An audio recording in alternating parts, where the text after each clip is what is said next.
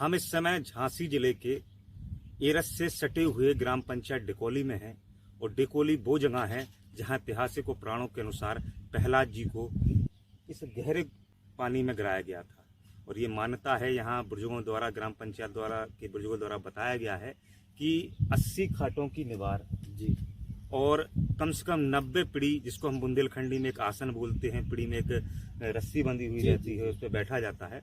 तो लगभग 80 खाटों की निवार और 90 पीढ़ी की रस्सी इसमें डालने पर पूरी रस्सी डूब गई। तो आप अंदाजा कर सकते हैं कितना गहरा कुंड उस समय उस जमाने में रहा होगा।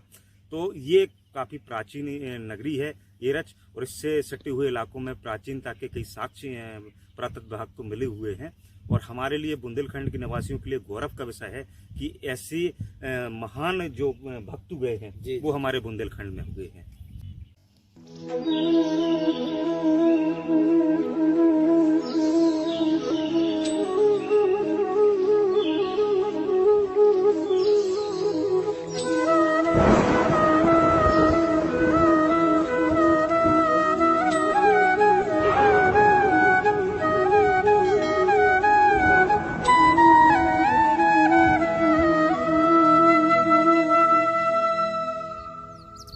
ये प्रहलाद जी के वो पद चिन्ह हैं जो बताए जाते हैं कि ये पत्थर पे उकरे हुए पाए गए थे। आप साफ साफ देख सकते हैं कि प्रहलाद जी के पद चिन्ह हैं जो काफ़ी प्राचीन बताए जाते हैं यहाँ की मान्यताओं के अनुसार। अच्छा दादा, आप इसी ग्राम पंचायत के हैं, तो ये बताया जाता है कि ये डिकोली ग्राम पंचायत है आपकी, ये जो अभी हम प्रहलाद द्वार देख के आए हुए हैं। तो ये पूरा किस्सा क्या है और यहाँ पे क्या ऐसी चीज घटित हुई थी? यहाँ पे जो प्रहलाद जी का जन्म हुआ था, हिरण्यकश्यप की हिरण्याक्ष की जन्मभूमि है जी। तो यहाँ पे प्रहलाद उत्पन्न हुए थे, तो उनकी माता पिता उन्हें प्रताड़ना देती थी जी। तो वो भक्तमय थे जी, क्योंकि वे भगवान के ऊपर भरोसा जाना करते थे। तो इसके ऊपर उन्होंने कई प्रकार की प्रताड़ना दी। यहाँ नीचे पटका, प्रहलाद ने अग्नि में होलिका के संगे जलाया, कई प्रक्रियाएं की, लेकिन उसमें वो खरे उतरे। भगवान की भक्ति में वो खरे उतरे, क्योंकि हिरण्यकश्यप को वरदान था कि मैं ना अस्य मरूं, न सस्य मरूं, न घर के बाहर मरूं, न भीतर मरूं। तो फिर भगवान को नरसिंह का रूप धारण करना पड़ा।